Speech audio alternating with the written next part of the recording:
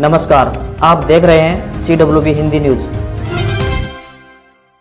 विक्रम संवत 2077 शक संवत 1942। आज आश्विन मास के कृष्ण पक्ष की षष्ठी तिथि, तदनुसार मंगलवार 8 सितंबर 2020। हम अपने दर्शकों का CWB हिंदी न्यूज पर स्वागत करते हैं। आज का विचार, आपकी कीमत तब होती है जब जरूरत होती है, बिना जरूरत हीरे भी तिजोरी में रख दिए जाते हैं। हरियाणा में स्नातक पाठ्यक्रमों के लिए एडमिशन प्रक्रिया शुरू। मुख्यमंत्री मनोहर लाल ने नए शैक्षणिक सत्र में स्नातक पाठ्यक्रमों में प्रवेश के लिए एक ऑनलाइन एडमिशन प्लेटफॉर्म लॉन्च किया। इस प्लेटफॉर्म के माध्यम से छात्र घर बैठे ही प्रवेश प्रक्रिया पूरी कर सकेंगे। इसके अलावा मनोहर लाल ने छात्रों के किसी भी प्रवेश संबंधी प्रश्नों को हल करने के लिए अपनी तरह का पहला शैक्षणिक व्हाट्सएप चैट बॉक्स आपका मित्र भी लॉन्च किया। सोनीपत में BPS वुमेन यूनिवर्सिटी में ऑफलाइन परीक्षा देने वाली छात्राओं को मिलेगी हॉस्टल की सुविधा। महिला विश्वविद्यालय और इससे जुड़े कॉलेजों में 14 सितंबर से परीक्षाएं शुरू होंगी। परीक्षा के लिए विद्यार्थियों को ऑफलाइन या ऑनलाइन में से एक विकल्प चुनना होगा।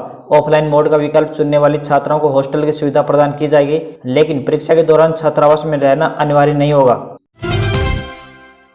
हरियाणा के मुख्यमंत्री मनोहर लाल खट्टर की कोरोना रिपोर्ट आई नेगेटिव। मुख्यमंत्री को 25 अगस्त को मेदांता अस्पताल में भर्ती हुए थे, जहां उनका कोविड-19 का इलाज चल रहा था। उनको मंगलवार यानी आज डिस्चार्ज किया जाएगा। इसकी जानकारी हरियाणा भाजपा द्वारा जारी ट्वीट कर दी गई है।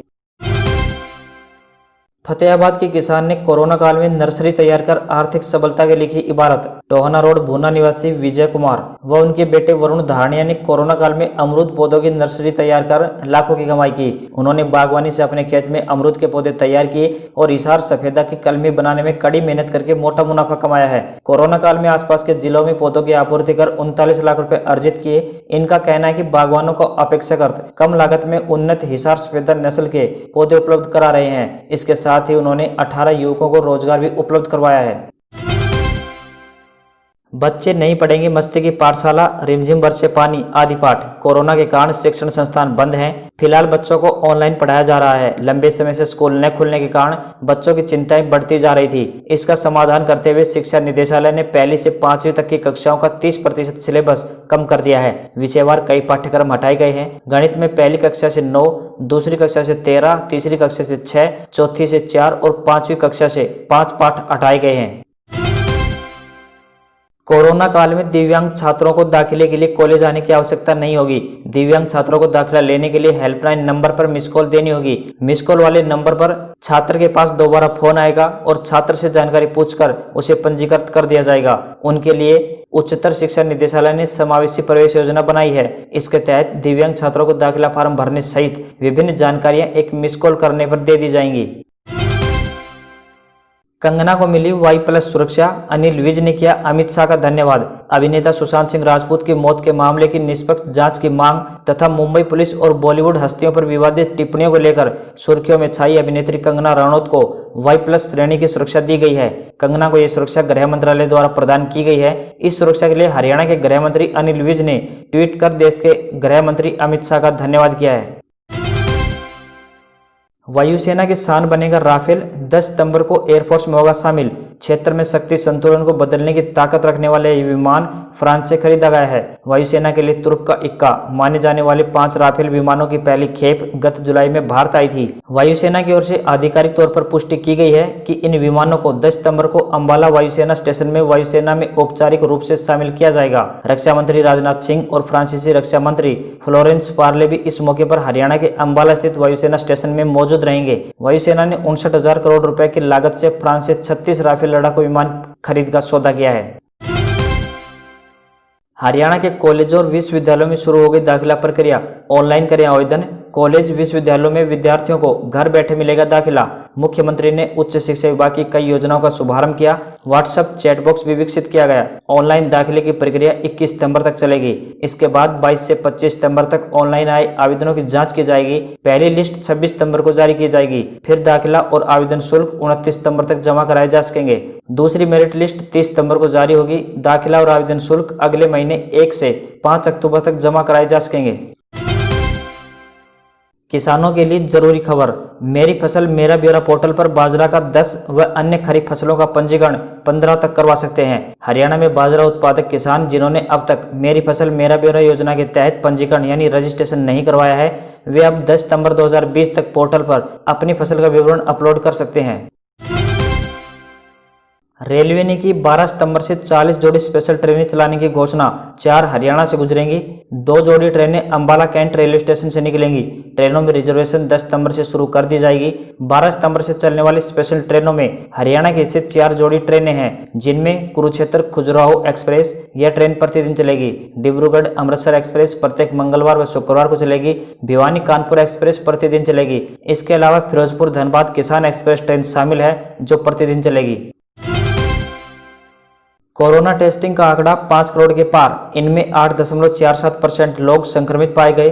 पंजाब में अब शनिवार को भी खुलेंगी दुकानें। देश भर में अब तक 42,51,000 केस। देश में अब तक 72,321 लोग जान गंवा चुके हैं। वहीं 8.79 लाख मरीजों का चल रहा है इलाज। सुशांत सिंह राजपूत डेथ केस में ड्रग कनेक्शन की जांच कर रहे नारकोटिक्स कंट्रोल ब्यूरो यानी एनसीबी ने लगातार दूसरे दिन रिया चक्रवर्ती से पूछताछ की। उनसे करीब 8 घंटे सवाल किए गए। पूछताछ आज भी जारी रहेगी। बताया जा रहा है कि एनसीबी ने रिया के भाई सौविक चक्रवर्ती, सुशांत के हाउस मैनेजर सैमुअल मिरांडा और हेल्पर दीपेश सावंत को आमने सामने बैठाकर सवाल किए गए। एनसीबी ने ड्रग पेडलर अनुज केसवानी को भी गिरफ्तार किया है। इसका नाम कैजान इब्राहिम से पूछताछ के दौरान सामने आया था। इस मामले में अब तक 7 लोग गिरफ्तार हो चुके हैं। दिल्ली मेट्रो का दावा, पहले दिन 4 घंटे में 7,500 लोगों ने सफर किया। बेंगलुरु, कोच्चि और चेन्नई में पहले दिन कम ही लोग पहुंचे। कोरोना की वजह से देश में मार्च से मेट्रो ट्रेन सर्विस बंद थी। अनलॉक 4 में फेज वाइज चलाने का फैसला लिया गया। दिल्ली के अलावा चेन्नई, बेंगलुरु, कोच्चि, हैदराबाद, नोएडा, लखनऊ और अहमदाबाद में मेट्रो शुरू।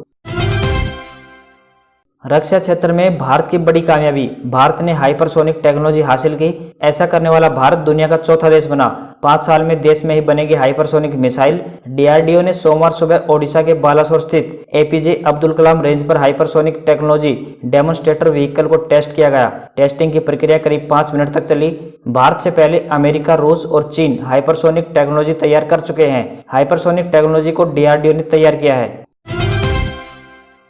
2 दोस्तों की जिद की कहानी। यह कहानी जयपुर के रहने वाले 2 दोस्तों गौरव मुंजाल और रोमन सैनी की है। दूसरों की जिंदगी गढ़ने की इनकी जिद और जुनून ने 5 साल पहले शुरू की गई इनकी कंपनी अनअकैडमी को देश की 200 कंपनियों के क्लब में शामिल करवा दिया। अनअकैडमी आज ऑनलाइन एजुकेशन के प्लेटफॉर्म पर दुनिया के छठे पायदान पर है। कंपनी की वर्तमान वैल्यूएशन 11,000 करोड़ यानी लगभग $1.45 बिलियन है।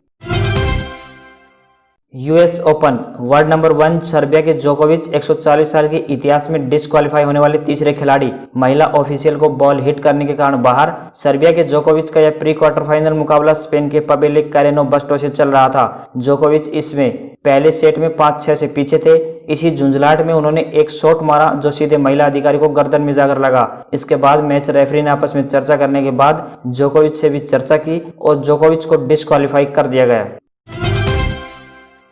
नहीं डूबेगी वोडाफोन आइडिया। कहने को तो शेक्सपियर ने अपने मशहूर नाटक रोमियो और जूलियट में लिखा है कि नाम में क्या रखा है। गुलाब को कोई भी नाम दो वह उतनी मीठी खुशबू देता है, लेकिन नाम से बहुत कुछ फर्क पड़ता है। शायद यही सोचकर वोडाफोन आइडिया ने अपनी मर्जर प्रक्रिया पूरी होते ही सबसे पहले अपने ब्रांड का नाम बदल दिया। सोमवार को वोडाफोन आइडिया लिमिटेड ने अपने नए नाम वोडाफोन आइडिया VI का ऐलान कर दिया। यानी कि वोडाफोन का V और आइडिया का I मिलकर अब VI के नाम से जाना जाएगा। साथ ही कंपनी ने अपनी पंच लाइन को भी बदलकर टुगेदर फॉर टुमारो कर दिया है।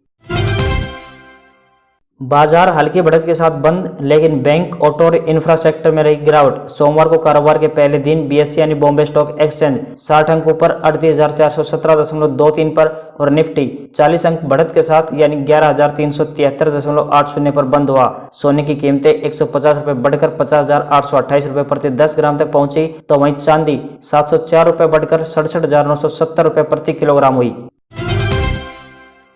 हवाई किराया आसमान पर। अनलॉक शुरू होने से शहरों की ओर काम पर लौटने लगे हैं लोग। कई रूट पर किराया दोगुनी बढ़त के साथ।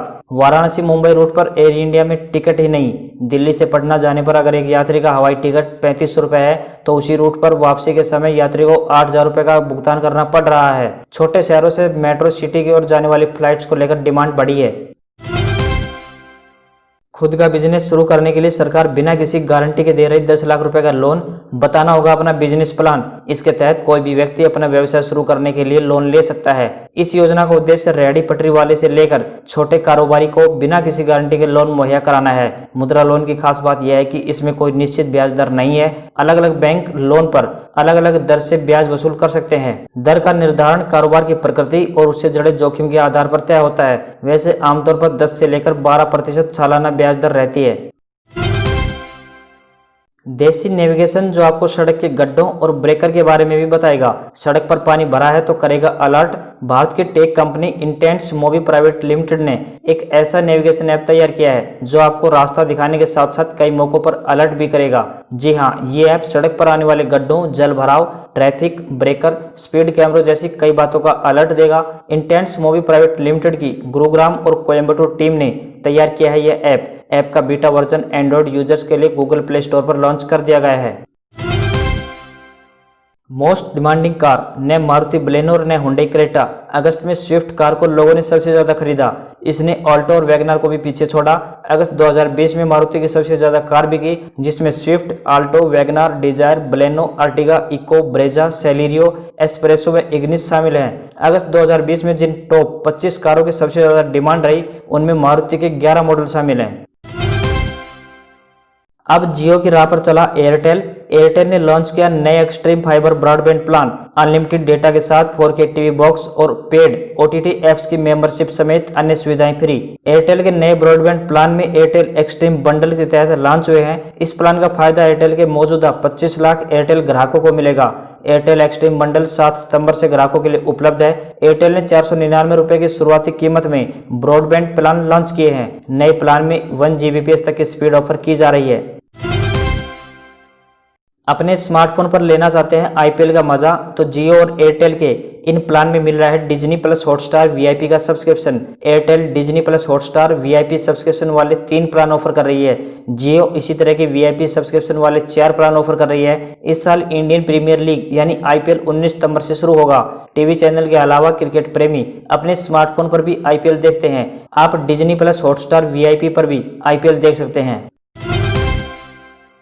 IBPS RRB 2020 news. Institute of banking personal selection यानी IBPS ने RRB प्रारंभिक परीक्षा 2020 को स्थगित कर दिया है। इंस्टीट्यूट ने 12 और 13 सितंबर 2020 को होने वाली ऑफिसर स्केल 1 और ऑफिस असिस्टेंट की ऑनलाइन प्रारंभिक परीक्षाएं स्थगित कर दी हैं। इस बारे में IBPS ने ऑफिशियल वेबसाइट पर एक नोटिस जारी कर बताया है कि 12 और 13 सितंबर 2020 को होने वाली ऑनलाइन प्रारंभिक परीक्षाएं कुछ परिस्थितियों के कारण आयोजित नहीं की जा सकेंगी। ऑफिशियल वेबसाइट पर जल्द ही नई तारीखों का ऐलान किया जाएगा।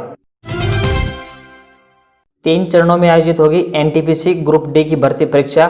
NTPC की परीक्षा कंप्यूटर आधारित होगी, जो 3 चरणों में आयोजित की जाएगी। पहला और दूसरा चरण कंप्यूटर आधारित यानी CBT 1 व CBT 2 होगा, जिसके बाद इंटरव्यू होगा। NTPC स्टेज 1 यानी CBT में परीक्षा में general awareness, maths, general intelligence and reasoning के क्वेश्चन होंगे। नेगेटिव मार्किंग आधारित परीक्षा में हर गलत उत्तर के लिए 1/3 नंबर काटे जाएंगे। NEET UG 2020 updates. इंजीनियरिंग के बाद अब मेडिकल एंट्रेंस एग्जाम की तैयारियां शुरू। 13 सितंबर को होने वाली परीक्षा में शामिल होंगे 15,97,000 कैंडिडेट्स। 1 से 6 सितंबर के बीच इंजीनियरिंग कॉलेजों में एडमिशन के लिए आयोजित हुआ JEE Main medical entrance exam NEET UG के जरिए देश भर के मेडिकल कॉलेजों में मिलेगा एडमिशन। Xiaomi ने टीवी का नया एडिशन लॉन्च किया। इसमें 8 GB स्टोरेज और सराउंड साउंड मिलेगा। हजारों एंड्रॉयड ऐप्स इंस्टॉल कर पाएंगे। भारतीय मार्केट में पहले से मौजूद MI टीवी का प्रीमियम एडिशन है। कंपनी ने इन टीवी को विविड पिक्चर इंजन के साथ लॉन्च किया है। 32 इंच टीवी को फ्लिपकार्ट मी होम स्टोर के साथ कंपनी की ऑफिशियल वेबसाइट से खरीद पाएंगे। इसकी सेल 11 सितंबर को दोपहर 12 बजे होगी। वहीं 43 इंच वेरिएंट के अमेजन के साथ मी होम स्टोर और कंपनी की ऑफिशियल वेबसाइट से खरीद पाएंगे। इसकी सेल 15 सितंबर को शाम 6 बजे होगी। जमाल खशोगी हत्याकांड। सऊदी कोर्ट ने पत्रकार जमाल खशोगी की हत्या मामले में 5 दोषियों की मौत की सजा को कैद में बदला। मई में ही बेटे ने हत्यारों को माफ करने की बात कही थी। जमाल खशोगी की हत्या के बाद कुछ मानवाधिकार समूहों ने आरोप लगाया था कि खशोगी की हत्या सऊदी प्रिंस के इशारे पर की गई है। अंतर्राष्ट्रीय स्तर पर सऊदी के खिलाफ काफी आक्रोश पनपा था। 2 अक्टूबर 2018 को इस्तांबुल में सऊदी के दूतावास में उनकी हत्या कर दी गई थी। 23 सितंबर 2019 को 5 दोषियों को मौत और 3 को जेल की सजा सुनाई थी। फ्रांस के रक्षा मंत्री का भारत दौरा। राफेल इंडक्शन सेरेमनी में शामिल होने 10 सितंबर को भारत आएंगी फ्लोरेंस पार्ली। गलवान झड़प के बाद भारत आने वाली पहली विदेशी नेता। भारत को जुलाई में 5 राफेल फाइटर जेट्स का पहला बैच मिला। दिसंबर 2021 में आखिरी बैच आने की उम्मीद। भारत ने फ्रांस के साथ 2016 में 58,000 करोड़ में 36 राफेल फाइटर जेट की डील की थी। और अब बात आज के इतिहास की। गीतकार, संगीतकार और गायक भूपेन हजारिका का जन्म 8 सितंबर 1926 को हुआ था। 20 भाषाओं में 12,000 से ज्यादा गाने गा चुके आशा भोसले का जन्म 8 सितंबर 1933 को हुआ था।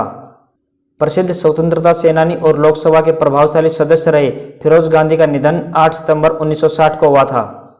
लोगों को पढ़ाई के प्रति जागरूक करने के लिए यूनेस्को ने आज ही के दिन 1966 में साक्षरता दिवस मनाने की शुरुआत की। प्रसिद्ध अमेरिकी पत्रिका फोर्ब्स ने 8 सितंबर 2008 को भारतीय अरबपति लक्ष्मी मित्तल को लाइफ टाइम अचीवमेंट अवार्ड देने की घोषणा की।